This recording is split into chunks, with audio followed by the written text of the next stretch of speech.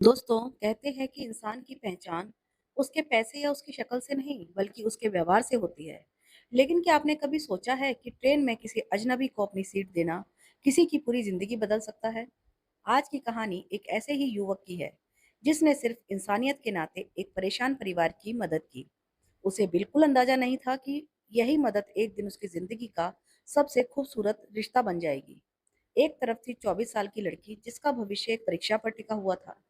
दूसरी तरफ थे उसके माता-पिता जिन्हें अचानक ऐसी खबर मिली कि उन्हें बीच सफर में ही अपनी यात्रा छोड़कर वापस गाँव जाना पड़ा। यह सवाल था कि क्या वे अपनी जवान बेटी को एक अनजान लड़के के भरोसे 2 दिन और 2 रात के लिए लंबे सफर पर भेज सकते थे? और अगर भेज दिया तो आगे क्या हुआ? क्या आप उस लड़के क्या वह लड़का सचमुच भरोसे के लायक निकला? क्या यह सफर सिर्फ एक यात्रा का था या फिर दो दिलों की कहानी की शुरुआत? आइए जानते हैं एक बेहद भावुक, दिल को छू लेने वाली और सच्ची इंसानियत से भरी कहानी। यह कहानी बिहार के बेगूसराय जिले के बरौनी जंक्शन से शुरू होती है। 10 जून 2025 की सुबह थी। बरौनी से बांद्रा जाने वाली एक अवध एक्सप्रेस प्लेटफॉर्म पर लगी हुई थी। उसी ट्रेन में उमालाल, उनकी पत्नी सरस्वती और 24 साल की बेटी किरण के साथ मुंबई जाने के लिए पहुंचे। किरण का फाइनल ईयर का एग्जाम था, इसलिए उनका मुंबई पहुंचना बहुत ज़रूरी था। समस्या यह थी कि उनकी टिकट वेटिंग में थी और सीट कंफर्म नहीं हुई थी। ट्रेन चलने के बाद तीनों अपना सामान लेकर कभी एक सीट पर बैठते तो कभी दूसरी सीट पर, जहां भी बैठने की कोशिश करते।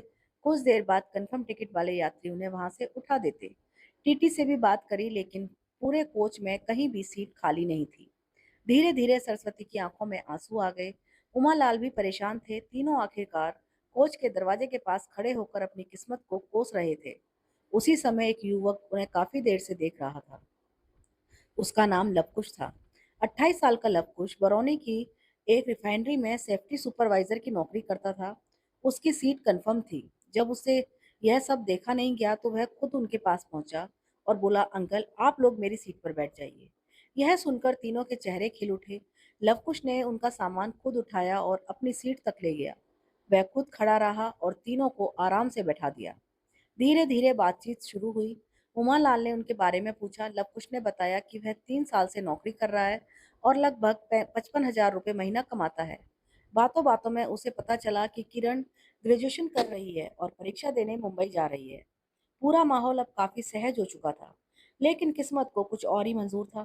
करीब 4 घंटे बाद अचानक उमालाल के फोन पर एक कॉल आया। कॉल सुनते ही उनके चेहरे का रंग उड़ गया। कुछ सेकंड बाद उनकी आंखों से आंसू बहने लगे।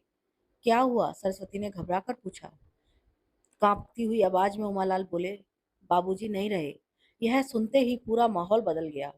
घर से खबर आई कि उनके 90 वर्षीय पिता को हार्ट अटैक आया और उनका निधन हो गया। अब उन्हें तुरंत गांव लौटना था, लेकिन सबसे बड़ी समस्या किरण की थी। उसकी परीक्षा 2 दिन बाद थी। अगर वह वापस लौटती तो उसका साल बर्बाद हो सकता था। काफी सोच विचार के बाद उन्होंने एक बड़ा फैसला किया। उन्होंने अपनी बेटी को लवकुश के भरोसे मुंबई भेजने का निर्णय लिया। एक ऐसा लड़का जिसे वे कुछ घंटे पहले तक जानते भी नहीं थे।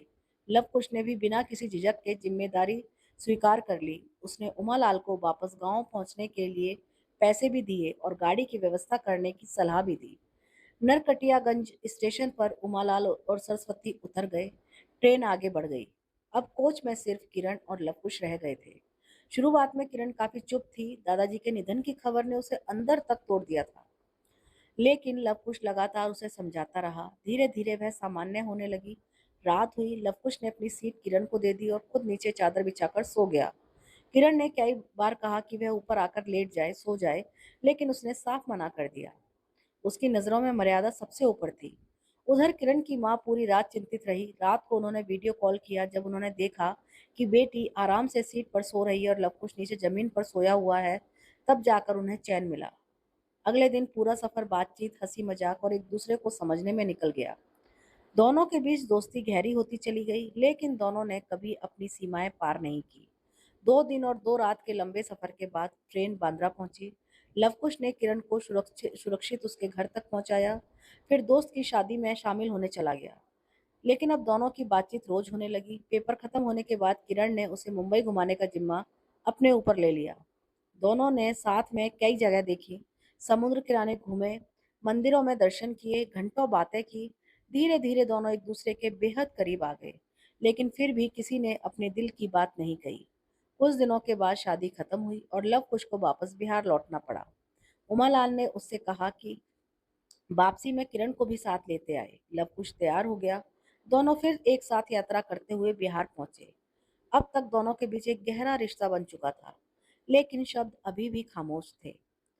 जब लव कुश किरण को उसके गांव छोड़कर वापस जाने लगा, तब आखिरकार किरण खुद को रोक नहीं पाई। उसकी आंखों में आंसू आ गए। कांपती आवाज में उसने कहा, मैं आपको चाहने लगी हूँ। शायद मैं आपसे प्यार करने लगी हूँ। यह सुनकर लव कुश कुछ पल के लिए बिल्कुल खामोश हो गया, क्योंकि उसके दिल में भी वही भावना थी। थोड़ी देर के बाद किरण की माँ ने भी उससे अलग ले जाकर बात की। उन्होंने पूछा, अगर तुम्हें मेरी बेटी पसंद हो तो क्या हम आगे बात बढ़ा सकते हैं? लव कुश ने मुस्कुराते हुए कहा, मुझे कोई आपत्ति नहीं है आंटी जी। बस यहीं से दो परिवारों के बीच रिश्ते की शुरुआत हुई।